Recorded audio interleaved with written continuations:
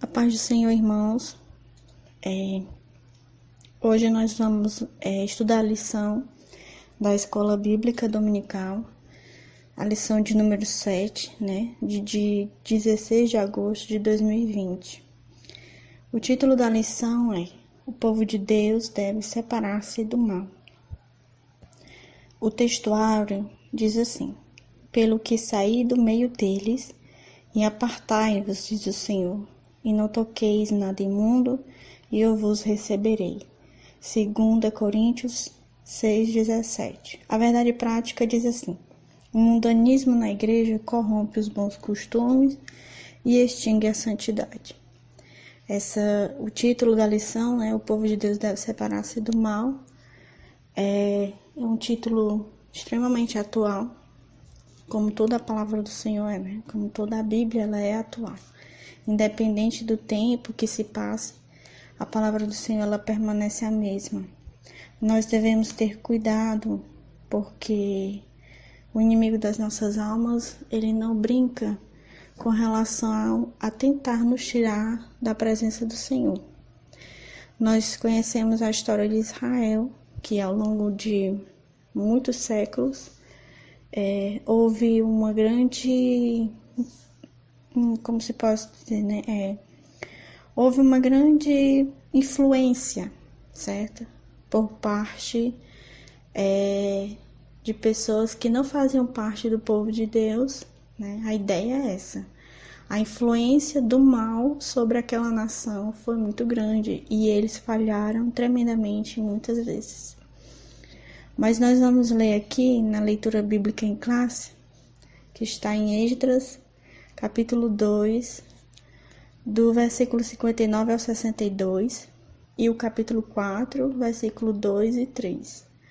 Capítulo 6, também, versículo 2 ao 4. Que diz assim, Esdras 2, 59. Também estes subiram de Tel-Melá e Tel-Arsa, Querube, Adã e Imê. Porém não puderam mostrar a casa de seus pais e sua linhagem, se de Israel eram. Os filhos de Delaías, os filhos de Tobias, os filhos de Necoda, 652. E dos filhos dos sacerdotes, os filhos de Abaías, os filhos de Cós, os filhos de Basilai, que tomou mulher das filhas de Basilai, o gileadita, e que foi chamado do seu nome. Estes buscaram o seu registro entre os que estavam registrados nas genealogias, mas não se acharam nelas. Pelo que por imundos foram rejeitados do sacerdócio. Chegaram-se a Zorobabel e aos chefes dos pais e disseram-lhes: Deixai-vos edificar convosco. Nós já estamos no capítulo 4, versículo 2. E disseram-lhes: Deixai-vos edificar convosco, porque como vós buscaremos a vosso Deus. Como também já lhe sacrificamos desde os dias de Esar-Adom, rei da Síria, que nos mandou vir para aqui. Porém Zorobabel e Josué, e os outros chefes dos pais de Israel lhes disseram: Não convém que vós e nós edifiquemos casa a nosso Deus, mas nós sós a edificaremos ao Senhor, Deus de Israel, como nos ordenou o rei Ciro, rei da Pérsia. Capítulo 6. E em Aquimetá, no palácio que está na província de Média, se achou um rolo, e nele estava escrito um memorial que dizia assim: No ano 1º do rei Ciro, o rei Ciro deu esta ordem: com respeito à casa de Deus em Jerusalém, essa casa se edificará para um lugar em que se ofereçam sacrifícios e seus fundamentos serão firmes. A sua altura de 60 côvados e a sua largura de 60 côvados, com 3 carreiras de grandes pedras e uma carreira de madeira nova, e a despesa se fará da casa do rei. Vamos orar. Senhor, meu Deus Pai eterno, nós te damos graça porque estamos na tua presença, Senhor, para mais um aprendizado. Ilumina, Senhor, a minha mente, Pai querido, fala conosco, fala comigo, fala com a tua igreja. Em nome de Jesus, Senhor, opera nos nossos corações e abençoa, meu Deus, todos que estarão conosco neste momento. Em nome de Jesus eu te peço e te agradeço. Amém. Como eu falei, irmãos, ao longo da história de Israel, houve sempre momentos em que a nação ela foi tremendamente influenciada pelo mal. De todas as formas, haviam tropeços, certo? O povo, eles eram rebeldes, logo ao saírem do Egito eram rebeldes, não obedeciam à lei do Senhor. Quando se tratava de casamentos, Deus ordenava que a nação não se misturasse com os povos daquela região, mas eles desobedeciam a Deus. Haviam chamados casamentos mistos. As mulheres que adoravam outros deuses traziam essa influência terrível religiosa para dentro da nação. Logo isso levava o povo a pecar, a ser idólatra, a aprender as abominações das outras nações, coisa que Deus já havia dito para eles não fazerem. A palavra que posso dizer, né? Nesta lição, a palavra que possa falar a respeito da questão não só de Israel, mas também da igreja, a questão da influência do mal. E nós temos que ter cuidado com isso. É muito fácil, irmãos, sermos influenciados pelo mal. É muito fácil. Aí onde entra a questão do que Jesus falou: vigiai e orai. É necessário estar vigiando e é necessário estar orando. É uma ação contínua. Porque o nosso adversário, ele vai tentar nos derrubar constantemente da presença do Senhor. Do mesmo jeito que ele influenciou por meio de outras nações, o paganismo, a idolatria, a feitiçaria entrar na nação e fazer aquele grande estrago, ele faz do mesmo jeito. Por isso que Jesus falou a questão da parábola do joio e do trigo, né? O joio, que é muito parecido com o trigo, foi plantado pelo inimigo, certo? Na seara, na plantação, e cresceu junto. E realmente só quem pode tirar o joio é o Senhor, o dono da seara, e no seu devido tempo, né? Vamos entrar na lição, vamos para a introdução, que diz o seguinte: nesta lição iremos estudar os preparativos que os judeus fizeram para pôr os alicerces da nova forma de vida que eles iniciaram em Jerusalém, depois dos anos no cativeiro em Babilônia. Ali, eles viveram espalhados pelo vasto território daquele reino e agora iriam viver uma vida comunitária conforme os ritos da lei.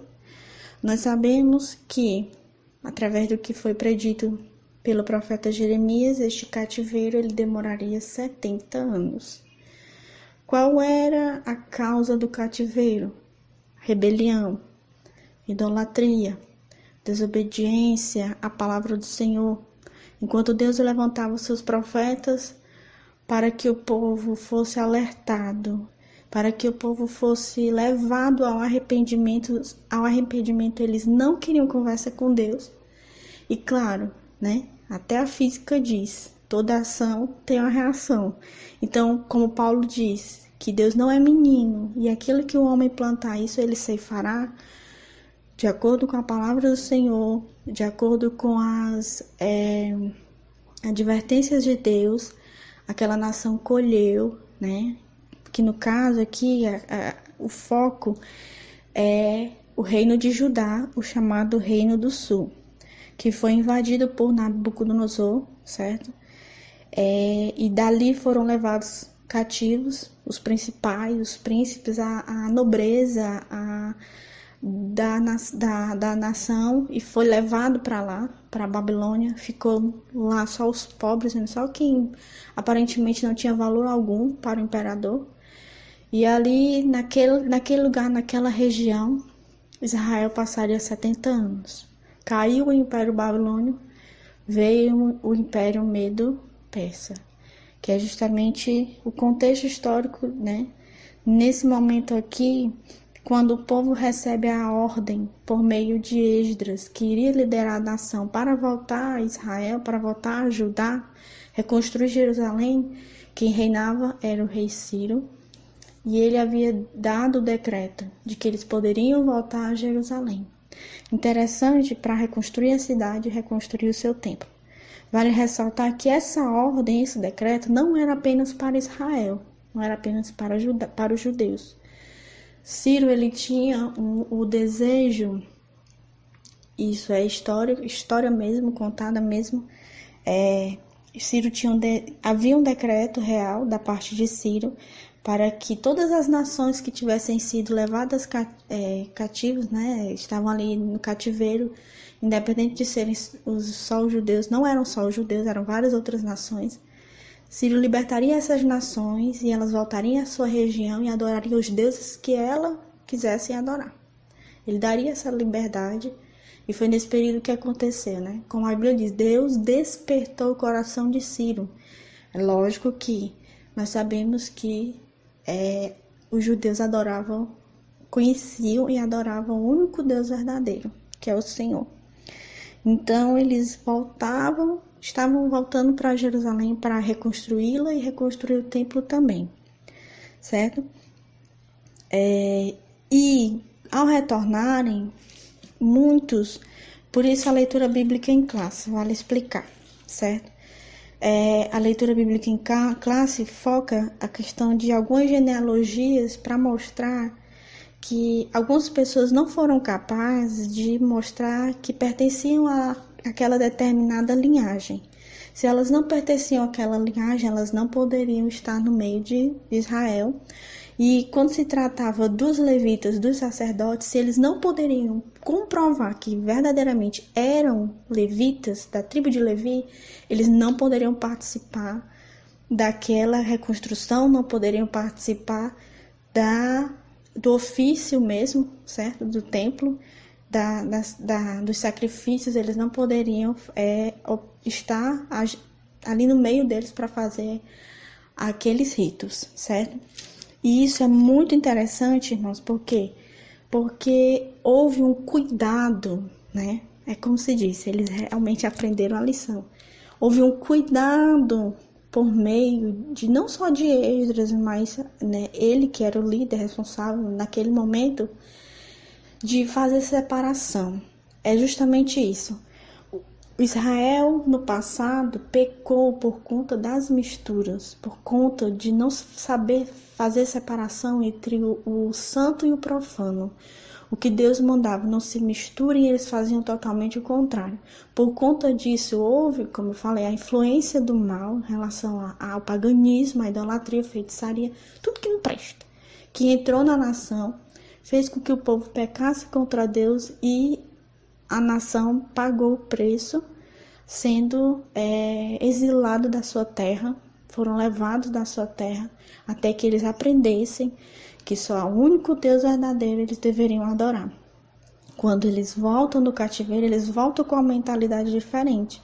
Eles realmente não queriam se misturar, isso é muito notado no livro de Esdras e no livro de Neemias. Eles não queriam se misturar com aquelas pessoas da terra, nós vamos também falar sobre isso na lição, e eles tinham cuidado realmente de não misturar o santo e o profano. O ponto 1 diz o seguinte: somente os judeus retornariam a Judá. Para uma pessoa ser considerada apta para fazer parte do grupo que iria transferir-se para Jerusalém, exigia-se que desse prova de sua linhagem, que provasse ser realmente de Israel. Ou seja, para poder voltar do cativeiro era necessário comprovar que era verdadeiramente israelita. Na primeira triagem foram excluídas 652 pessoas. Até alguns filhos de sacerdotes, cujos nomes não foram achados, nos registros das genealogias, foram rejeitados como imundos, ou seja, não estavam de maneira nenhuma aptos a exercer o ministério. Os judeus mestiços, nascidos de casamentos mistos, durante o cativeiro em Babilônia, não fariam parte do grupo de judeus que retornariam a Judá. Somente aqueles que comprovassem a sua ascendência puramente judaica fariam parte daquele grupo. Deus não aceita mistura no seu povo com o povo do mundo. Não pode haver comunhão da luz com as trevas. É algo chamado jugo desigual, né? A história de Israel registrava uma amarga experiência nesse sentido. Foi o que eu já expliquei, né? O passado de séculos de desobediência por conta da influência maligna das outras nações dentro de Israel. Quando os israelitas, libertados pela mão do Senhor, se preparavam para ir a Canaã, um grande povo de mistura não israelita queria acompanhá-los. Foi exatamente essa gente que, durante o trajeto pelo deserto, foi fonte inspiradora de murmuração, né? Que ele dá referência de Números capítulo 11, que Israel, quando ele estava no deserto, depois que saíram do Egito, houve realmente muitos estrangeiros estavam no meio deles, e esses estrangeiros eram os que provocavam também, né, a questão da murmuração. Eles murmuravam e contaminavam os outros com as suas murmurações. Isso é terrível, irmãos. Tem pessoa que é assim mesmo, que consegue ter essa influência, né? Que a pessoa muito murmuradora, tem realmente assim a boca afiada para falar o que é mal e muitas vezes com as suas palavras influencia outras pessoas para o mal. Terrível. A Bíblia diz, continuando, estreita é a porta e apertado o caminho que leva à vida. Mateus 7,14. Não é lucro, e sim grave prejuízo alguém querer facilitar a entrada de mistura de gente, dando maior ênfase à quantidade do que à qualidade. Sinceramente, irmãos, é o que nos falta hoje. Jesus disse, necessário vos é nascer de novo. João 3:7. E é verdade. Não tem como mudar isso, porque a palavra do Senhor, nosso Deus, é imutável. Certo? É necessário nascer de novo para entrar no céu. Tudo que, como o apóstolo Paulo mesmo diz lá em 1 Coríntios capítulo 10, tudo que aconteceu a Israel é para o nosso exemplo. Para que os erros que eles cometeram, a gente não venha cair nos mesmos erros. Avareza, idolatria, orgulho, enfim, tantas coisas malignas, tantas maldades em que o povo se voltou contra Deus, desobedientes, certo? Pensavam só em si mesmos. Uma das coisas também que é bastante falada nas epístolas é a questão de não serem submissos, certo? Justamente por não serem submissos, nós podemos lembrar da rebelião de Coré e a sua família, certo? Eles não foram submissos à autoridade que Deus comprovadamente já havia dado a Moisés como líder naquela ocasião. E por conta disso, sofreram por causa da sua rebeldia. Tudo que aconteceu com Israel é para nosso exemplo e nós precisamos ter cuidado. Nosso Deus, ele não mudou, a sua palavra não muda. A porta é estreita, vai continuar estreita até o fim. Ponto 2 diz o seguinte: os judeus não aceitaram a ajuda dos samaritanos. Sobre o ponto 1 diz assim: quem eram os samaritanos? Os samaritanos eram uma mistura de gente, na sua maioria, de origem pagã. Este povo apareceu depois do ano 721 a.C., quando o reino de Israel foi derrotado pelo exército de Sargão II e as 10 tribos do norte levadas cativos para a Assíria. Por ordem do rei da Assíria, foram trazidos povos de Babel, de Cuta, de Ava, de Amate, de Sepharvaim, e habitaram cidades de Samaria em lugar dos sacerdotes. E tomaram Samaria em herança e habitaram em suas cidades. Aqui foi quando o povo, né, a tribo do norte, as 10 tribos, aliás, o reino do norte, as 10 tribos, foram levadas cativas pelo rei da Síria, também pelo mesmo motivo. Realmente assim, Deus ainda teve muito mais misericórdia de Judá, pode-se dizer assim, né? Deus foi, como a Bíblia mesmo diz, longânimo, né? Ele foi longânimo com Judá por conta, creio eu, da sua promessa com Davi, né? O nosso Deus, ele é muito misericordioso. As chances que o Senhor deu a Israel, né, e nos dá até hoje, até o fim, são assim imensuráveis. A generosidade de Deus para conosco é algo que nós não podemos compreender, certo? esses povos foram colocados lá, na região das 10 tribos do norte, na região do Reino do Norte. Esses povos de outras nações foram colocados lá, certo? Para se misturar. É por isso que os samaritanos, eles são considerados gente misturada, porque os judeus que ficaram na região se misturaram com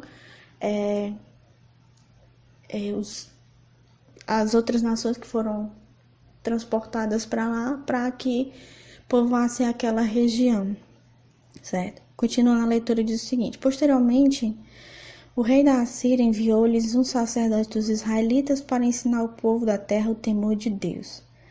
Assim, os samaritanos temiam o Senhor, mas também serviam a seus deuses.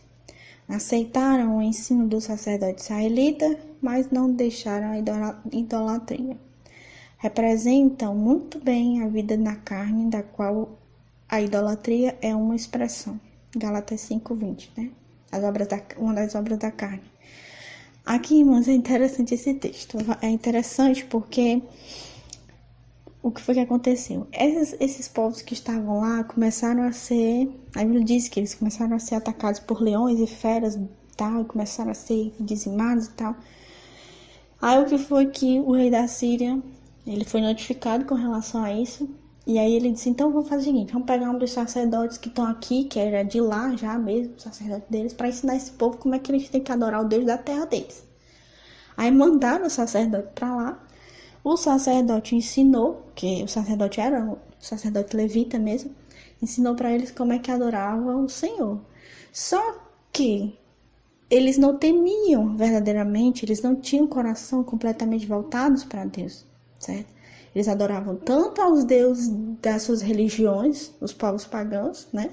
Como também serviam a Deus, que era o Deus de Israel mesmo. Então, é interessante que o escritor, né, de 2 Reis, que ele faz como que eu posso dizer?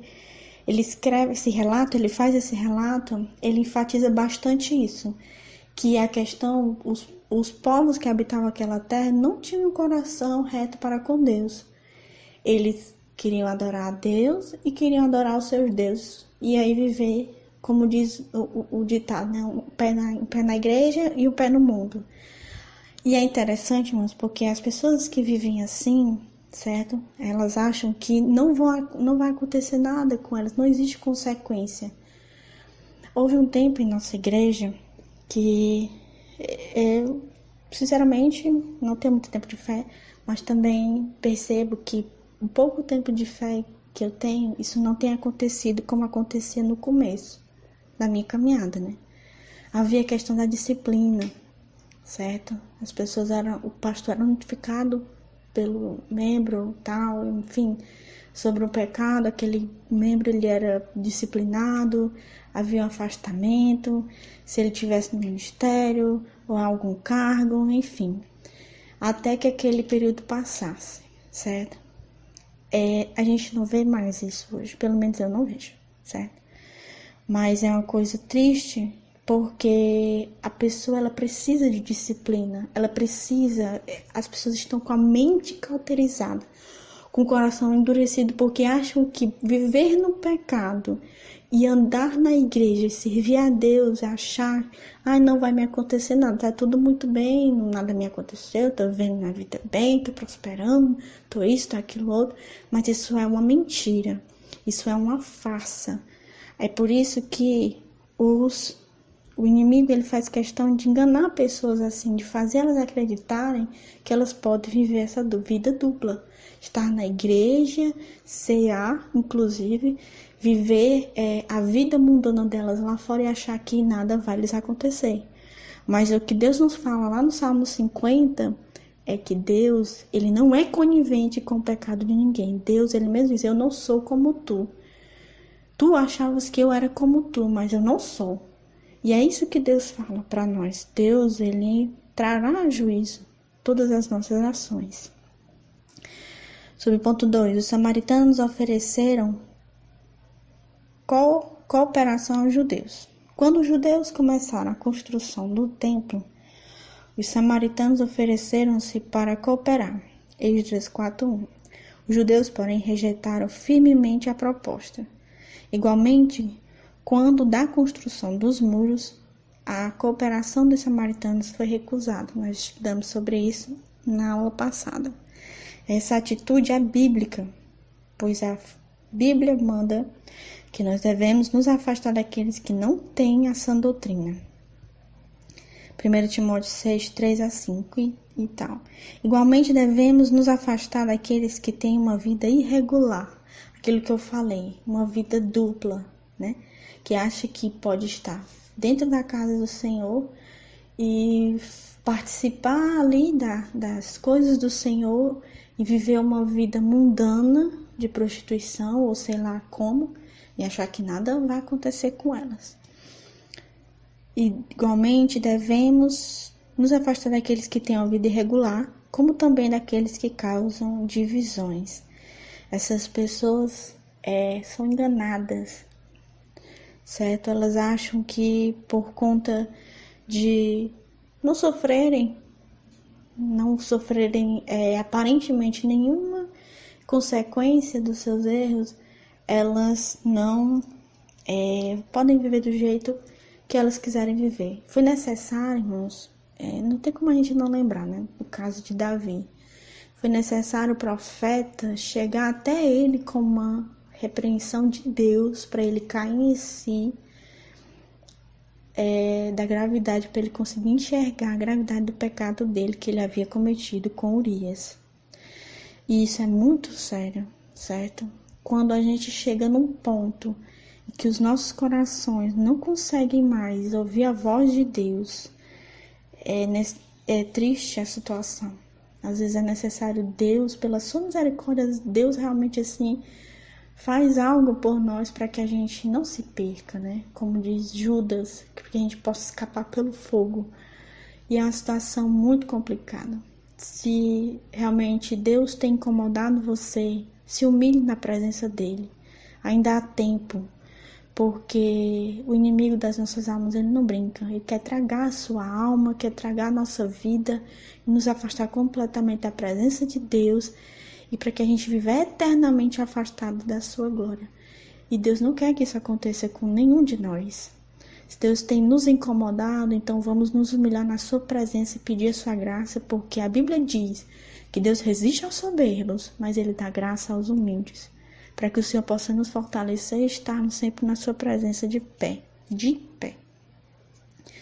Os samaritanos procuraram aparentar-se com os judeus.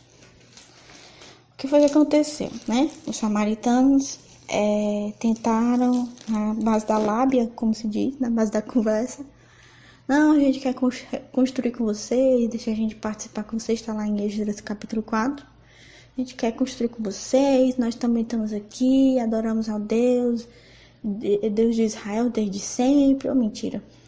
E realmente assim, nós queremos fazer as coisas junto com vocês, deixa a gente participar. Aí o que foi que Esdras disse? De jeito nenhum. Vocês não têm parte alguma conosco, não precisamos da ajuda de vocês. Aí o que acontece? Armadilha. Diz o seguinte: casaram com as filhas dos judeus e deram suas filhas aos judeus em casamento. Aí quando começou de novo a confusão, os casamentos mistos. Alguns caíram nessa armadilha. Esse capítulo 9, versículo 1 e 2. Este assunto é tão sério e importante que merece um estudo em separado, o que iremos fazer na lição 12.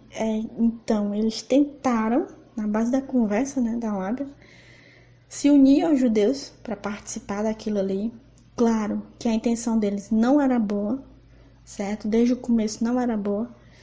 Então, eles tentaram fazer isso, não conseguiram. Então, resolveram fazer armadilha. Pegaram as mulheres para casar com os filhos e vice-versa. Aí houve novamente a mistura. A Bíblia diz que Esdras, quando soube disso, rasgou as suas vestes e caiu em desespero. Realmente, assim, há uma necessidade da questão da vigilância, né? Nós sabemos que lá em Números capítulo 23, Balaão, ele foi contratado por Balaque, rei dos Moabitas, para amaldiçoar Israel. Tentou fazer isso várias vezes e ao invés do profeta falso lá, ganancioso, proferir palavras de maldição, Deus convertia a maldição em bênção, ou seja, a boca dele ao abrir-se para amaldiçoar Israel, fazia era abençoar. Porque Deus estava com aquele povo, Deus é que estava cuidando daquele povo, guardando aquele povo, assim como Ele guarda a sua igreja hoje e desde que ela existe na terra. Então, o que acontece é que, devido às várias investidas, o profeta não conseguiu fazer aquilo para o qual ele foi chamado. Algo que foi que ele fez? No capítulo 31 de Números, versículo 16, certo? Há o registro de que ele incitou as filhas da região dos Moabitas para se misturarem com os israelitas, e é o que acontece no capítulo 25 de Números. Como ele não conseguiu com a boca dele amaldiçoar Israel, ele incitou as filhas da terra dos pagãos a se misturarem com os israelitas, que é o que acontece no capítulo 25, e a grande praga que acontece por conta da mistura. O povo, ele realmente começou a se prostituir em todos os sentidos. E aquilo trouxe grande maldição para Israel. Sabendo disso, Esdras e os que realmente haviam se convertido ao Senhor não tinham como se desesperar, pode-se dizer assim, diante daquela situação. De novo estão fazendo a mesma coisa que os nossos pais fizeram no passado. Pode-se dizer assim, isso não está registrado, mas dá a entender isso. Certo? Porque não tem como. Quem lê realmente assim, a palavra do Senhor, eu sou uma das que quando lê o Antigo Testamento e vê as coisas que Israel faz, cada vez que eu escuto, que eu leio, aliás, as abominações que Israel faz contra o Senhor, eu me entristeço. Mas isso também é exemplo para mim, como eu já falei, o apóstolo Paulo disse, é exemplo para que nós não venhamos cair. Não vale a pena cair no pecado. E se você caiu, se cair, se levanta, porque Deus não quer que a gente fique prostrado, quer que a gente se arrependa, quer que a gente deixe o pecado, quer que se volte para Ele de todo o coração. O subponto 4 diz o seguinte: os samaritanos tornaram-se inimigos dos judeus. Os samaritanos invejaram os judeus, né? Ponto A. Antes de os judeus terem chegado a Jerusalém, os samaritanos tinham uma certa liderança na região. Quando os judeus chegaram e começaram a sacrificar o único Deus verdadeiro e a adorá-lo, então a atenção dos habitantes da região passou para os judeus, e os samaritanos perderam a sua posição privilegiada e encheram-se de inveja. Isto sempre foi assim. Os fariseus tinham inveja de Jesus, os sacerdotes tinham inveja da igreja e etc. Havia uma certa apreensão, né, na época de Jesus. Os judeus, eles temiam perder a posição que eles tinham, principalmente os líderes religiosos, temiam perder a posição que eles tinham conquistado dentro do Império Romano, por conta do que Jesus ele pregava, por conta da... claro que isso não era motivo, na verdade a inveja, né, e o fato que Jesus ele realmente pregava a verdade, falava sobre o reino de Deus, sobre a mudança que deveria existir verdadeiramente na vida deles, que eles não deveriam viver de maneira aparente. Então aquilo realmente era como colocar sal na ferida, e os fariseus odiavam Jesus por conta disso. A inveja, certo? Ter inveja é terrível, não tem inveja de ninguém. Porque o irmão tem um cargo assim, o irmão é assim, o irmão é assado, não vale a pena. Porque cada um tem a sua função no reino de Deus.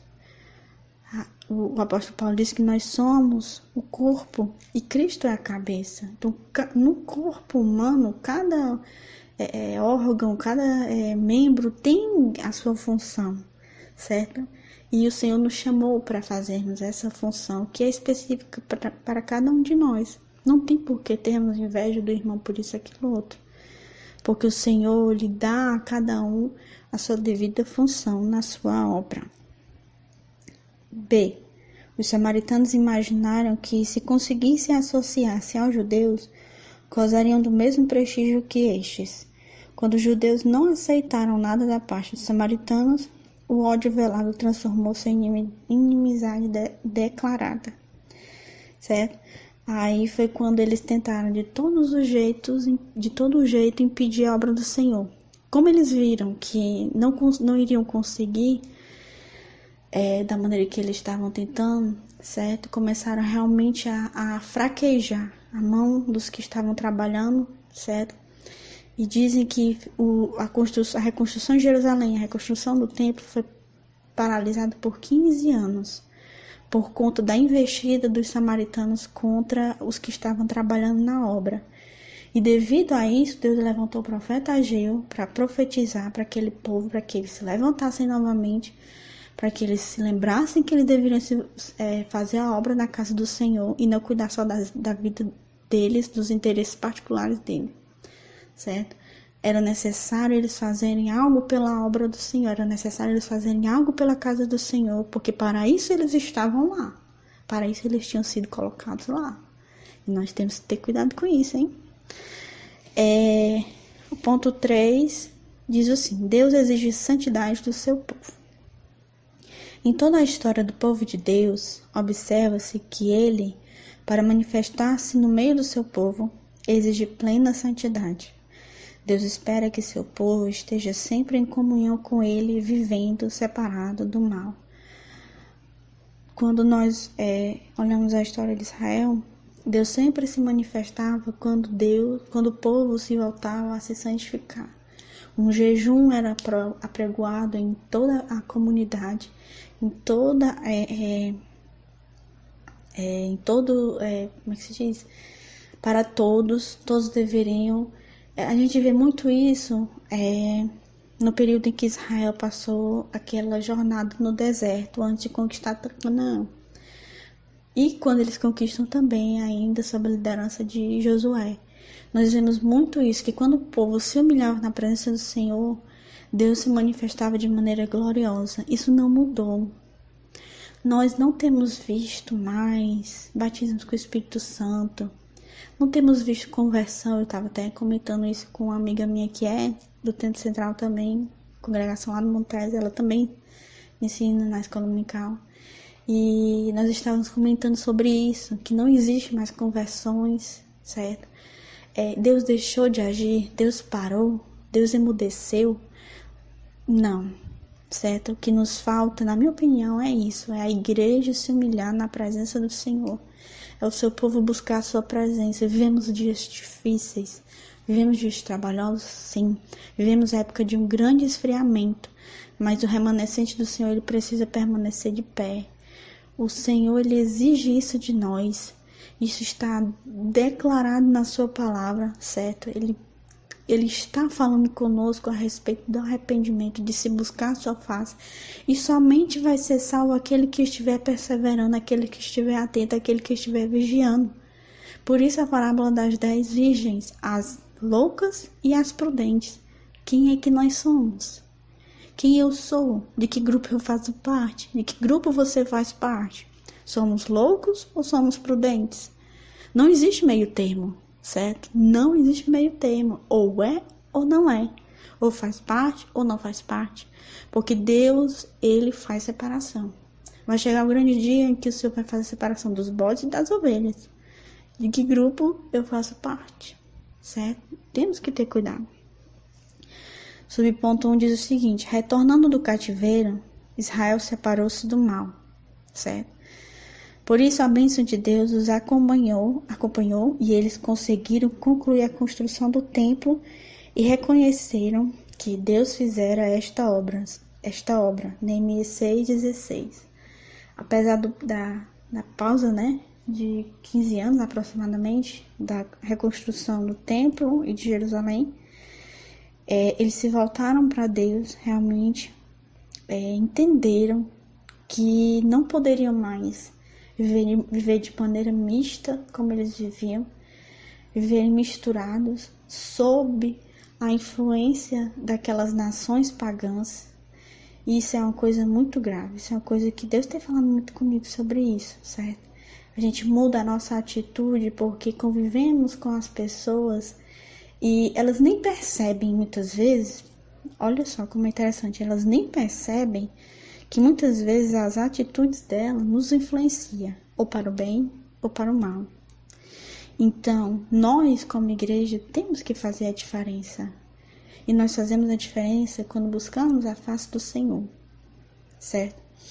Então, quando eles voltaram do cativeiro, já tinha falado sobre isso, eles aprenderam a lição de que deveriam adorar um único Deus verdadeiro, que não deveria se voltar a terem os casamentos mistos. Esdras, já no final do seu livro, ele fala que aquelas pessoas que tiveram casamentos mistos se arrependeram e tiveram que mandar as mulheres de volta para os seus países de origem, né, para a sua região de origem, para que eles realmente se separassem, para que não vivessem sob a influência ruim daquelas outras nações.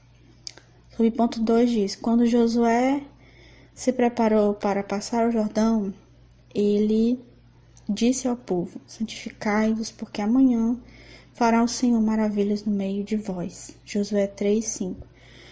Aqui são algumas situações em que Deus se manifestou ao povo de Israel, certo? Através da busca do povo em relação ao Senhor, do arrependimento, de se voltasse para Deus. Nós conhecemos o texto de Hebreus capítulo 12, versículo 14, né? Buscai a paz com todos e a santificação, sem a qual ninguém verá o Senhor. A parte B do versículo diz, a santificação, sem ela, nós não veremos o Senhor. Realmente temos que ser separados. Do mesmo jeito que Deus desejava que o povo de Israel fosse separado, nós devemos ser separados. Essa graça, irmãos, só quem pode nos dar é o Espírito do Senhor. Mas existe uma necessidade de nós nos humilharmos. Existe uma necessidade de nós buscarmos ao Senhor. Existe a necessidade realmente de nós nos chegarmos a Deus, eu não consigo por mim mesmo. Mas que o Senhor me dê graça para estar de pé na tua presença. Porque tem muita gente brincando com as coisas do Senhor. E isso é muito sério. Vai desde a membresia até a liderança. E isso é terrível, muito terrível mesmo.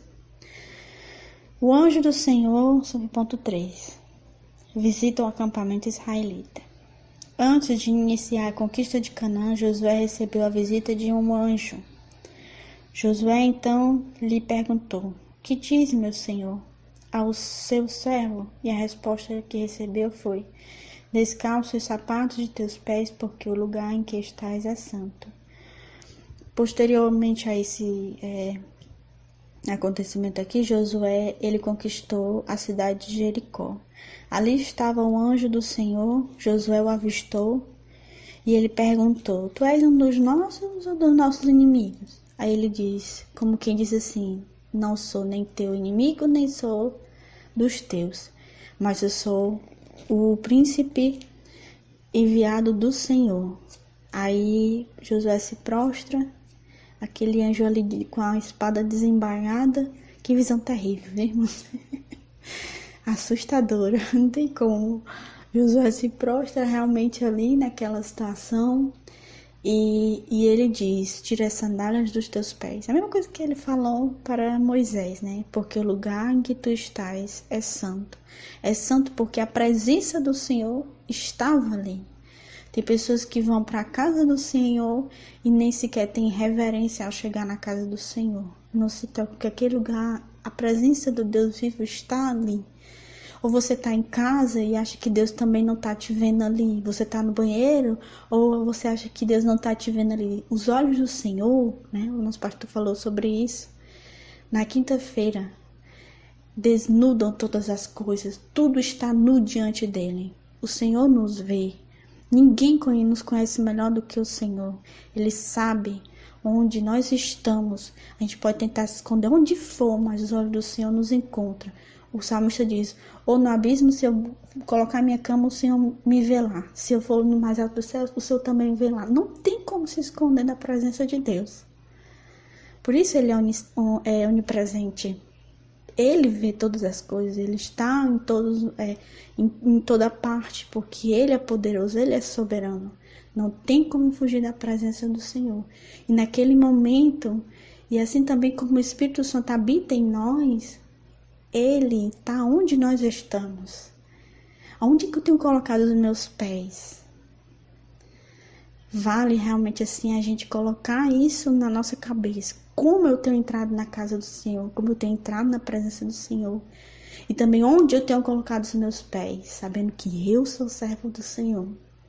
Temos que ter cuidado e vigiar. Deus tem misericórdia de nós. Sobre o ponto 4, Israel é derrotado pela pequena cidade de Ai. Quando Josué, com o rosto em terra, perguntou ao Senhor o porquê daquela derrota, o Senhor respondeu: santificai-vos. Mais uma vez a santificação. Para amanhã. Josué 7:11-3. Anátema há no meio de vós, ou seja, coisa amaldiçoada, coisa maldita. Há no meio de vós, Israel. Diante dos vossos inimigos não podereis suster-vos até que tireis o anátema do meio de vós. Josué 7:3. O pecado descoberto foi desarraigado, e então disse a Josué: levanta-te e sobe a Ai. Olha que tenho dado na tua mão o rei de Ai. É Ai, né? Ai, e seu povo e a sua cidade e a sua terra. Josué 8:1. Ou seja, eles se levantaram para derrotar aquela nação. Acharam que estava tudo bem, só que foram derrotados porque eles haviam trazido de uma outra cidade objetos amaldiçoados, né? Por que objetos amaldiçoados, irmãos? Isso é interessante.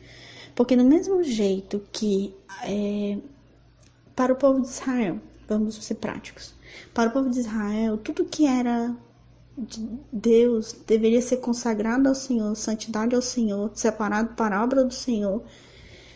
Mas no meio da nação, né, algumas pessoas tinham pegado objetos pagãos que, quem sabe se aqueles objetos não haviam sido consagrados aos demônios, que eles não sabiam que era realmente, talvez, né, não soubessem que eram espíritos malignos, mas talvez não houvesse essa ideia, né, na cabeça, mas quando é consagrado ao ídolo, a imagem, aquilo é abominação, aquilo se torna amaldiçoado.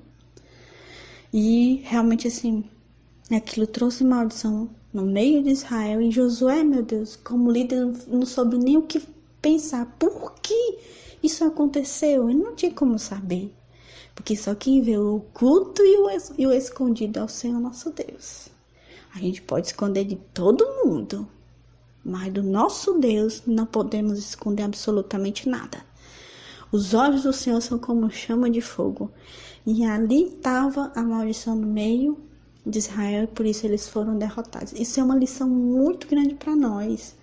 Tem coisas na nossa vida que nós precisamos retirar, coisas amaldiçoadas que amaldiçoam a nossa vida, que realmente assim trazem perturbação para a nossa vida. E às vezes a gente nem se dá conta, porque parece que é aquela coisa, não tem nada a ver não. É o velho não tem nada a ver. Esse negócio de não tem nada a ver vai levar muita gente pro brejo, como se diz por aí. Então nós temos que ter cuidado com isso. Pedir discernimento ao Senhor para certas coisas que vamos fazer, para onde nós vamos, o que vamos adquirir até, certo? Temos que ter cuidado. O Senhor é quem guarda nossas vidas e nós temos que estar debaixo da sua vontade. Deus, terminando esse ponto. Deus exige santificação de seu povo para poder operar no meio dele. E é verdade. É verdade. 4. Devemos manter uma vida de separação do mal. Os judeus mantiveram-se separados dos samaritanos. Se os judeus tivessem aberto a porta para uma união com os samaritanos, estes provavelmente ter-se-iam mostrado afáveis e pacíficos no início, mas teriam perturbado a união que havia entre os judeus. Teriam participado do culto dos judeus e afastado a presença do Senhor, uma vez que Deus não se une à idolatria. Vale a pena manter a separação com o mundo. É interessante que Judas, ele no versículo 12 da sua epístola, ele fala que os falsos mestres, né, na sua epístola, ele combate ferrenhamente os falsos mestres. E esses falsos mestres que estavam se filtrando na igreja, levando doutrina falsa, heresias, negando a soberania de Cristo, negando Cristo como o único e suficiente Salvador. E realmente assim, propagando doutrinas falsas, que você poderia se desprender, fazer o que você quisesse com a sua carne, que não tinha nada a ver, não tinha problema. Esses falsos mestres, eles estavam se filtrando na igreja. Paulo mesmo havia predito isso para eles, falado para eles, pelo Espírito de Deus. Lá em Atos capítulo 20, quando ele fala aos presbíteros de Éfeso, ele diz: eu vou para onde o Senhor está me mandando ir, que era para Jerusalém. Mas eu sei que quando eu partir, virão para o meio de vós lobos devoradores, que entrarão, se infiltrarão e propagarão falsas doutrinas no meio de vós. É uma coisa terrível, mano, e muito atual. É o que nós estamos vivendo hoje. É inaceitável certas doutrinas e é inaceitável certos costumes mundanos, certos costumes abomináveis que a sociedade quer pregar aquilo como certo. Não tá tudo bem. Eu nunca vi isso na minha vida, certo? É uma coisa terrível. O pastor citou o exemplo quinta-feira, né? E isso me chama a atenção porque o caso dessa moça que era lésbica e havia se convertido, pregou, virou missionária, saiu pregando em muitos eventos e tal. Ela realmente, eu cheguei até a assistir pregações dela quando ela, né, ainda era crente, pode-se dizer assim.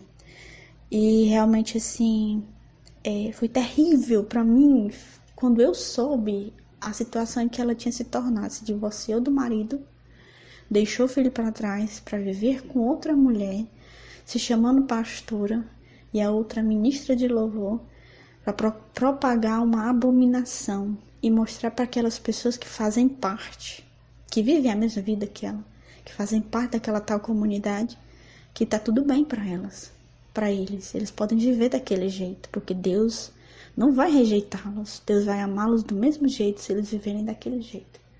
Isso é abominação, irmãos, isso é ridículo, ridículo é a palavra mais, sem nem dizer para expressar aquilo, não tem como, certo?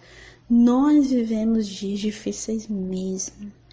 O apóstolo não, Judas fala isso na sua carta.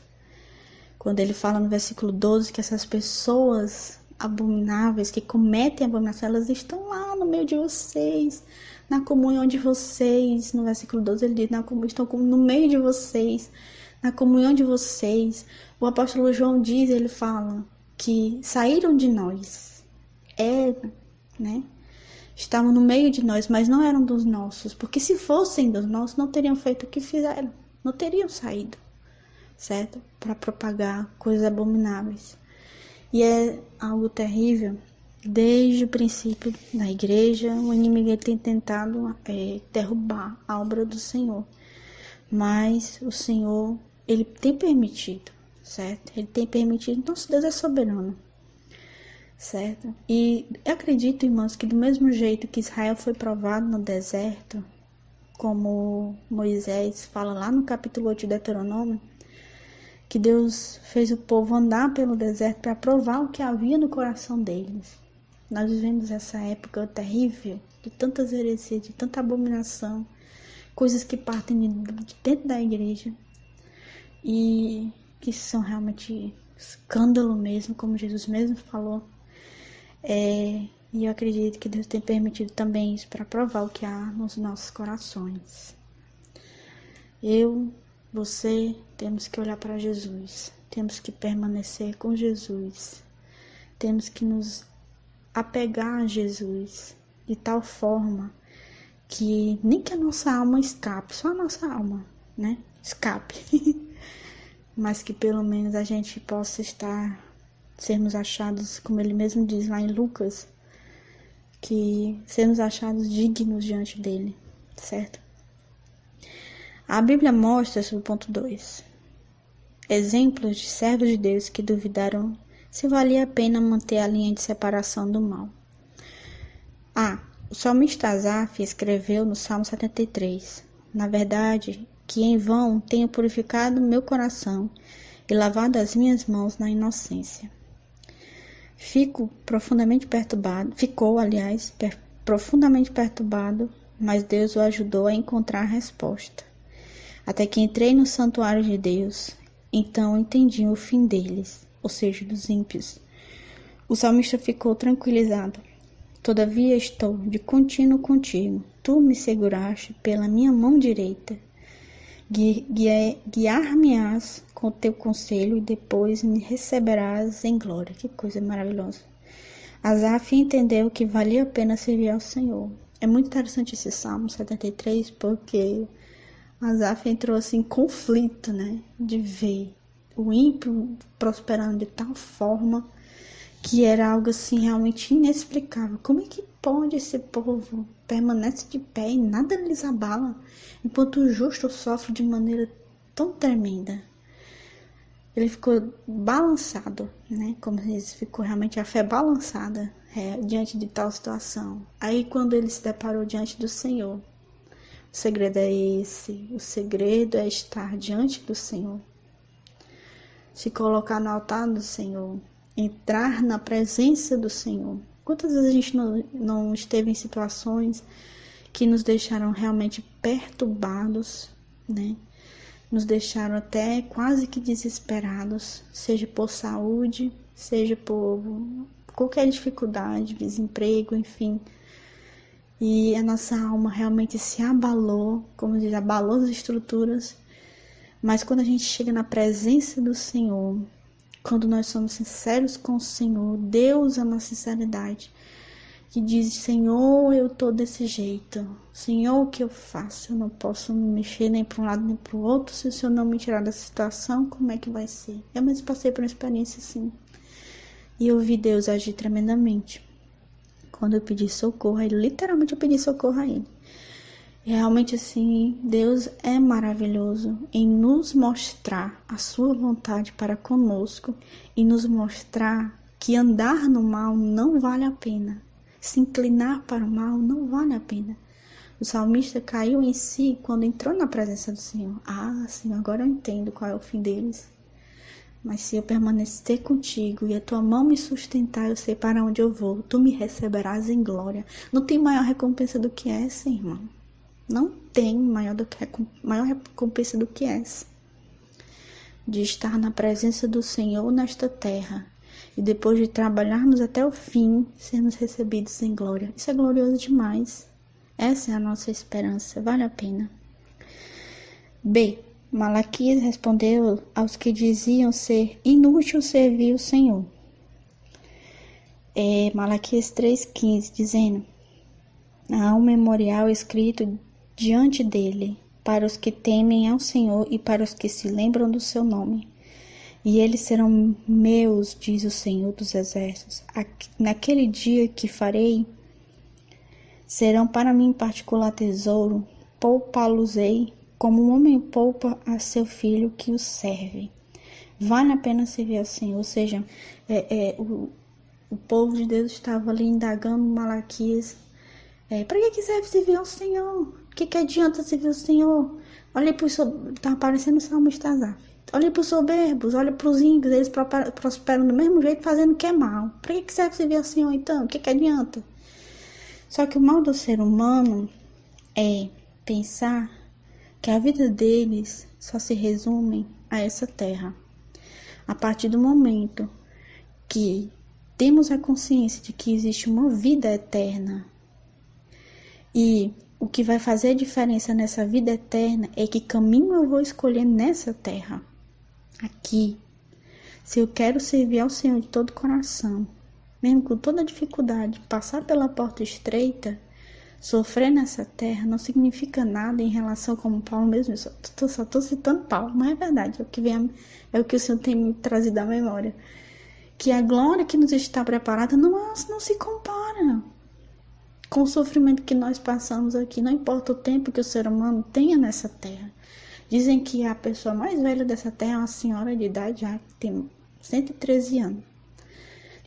Eu posso viver 113, 150 anos, sei lá, né? Não tem mais, a gente não tem mais essa capacidade de viver tanto tempo.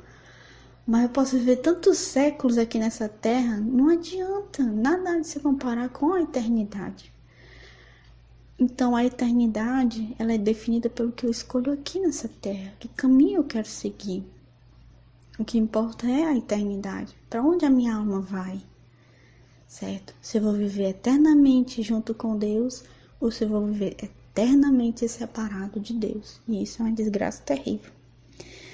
Devemos viver, ponto 3, né? Sobre ponto 3. Devemos viver conforme a vontade do Senhor, para que, no tempo que vos resta na carne, não vivais mais segundo as concupiscências dos homens, mas segundo a vontade de Deus. 1 Pedro 4:2.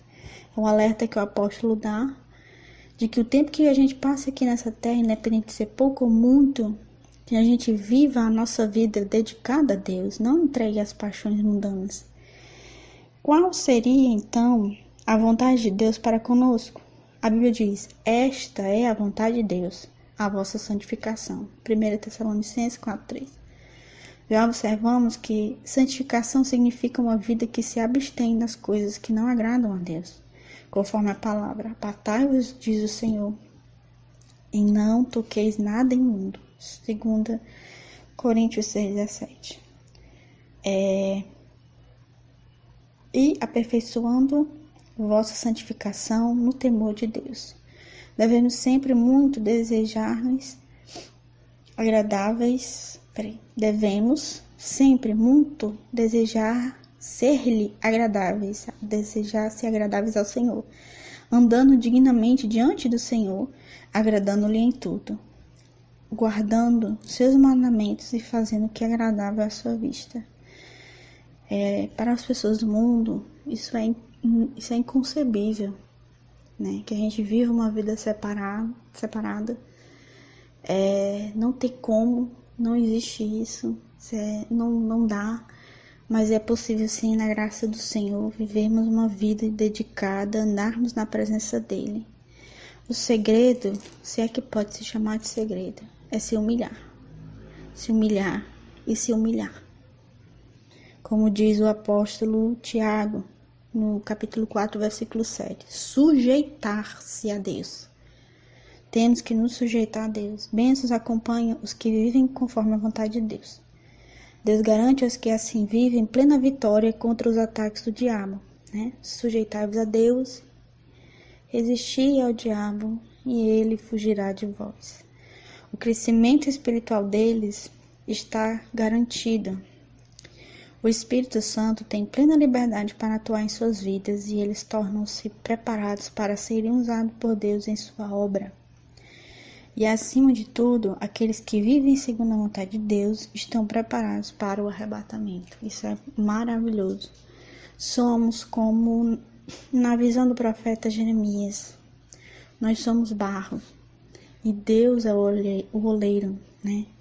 Paulo diz que o barro, ele não pode perguntar. Ele não tem como perguntar ao oleiro, por que tu me fazes assim? Por que tu faz assim? Por que tu faz assim? Não tem como, não existe isso.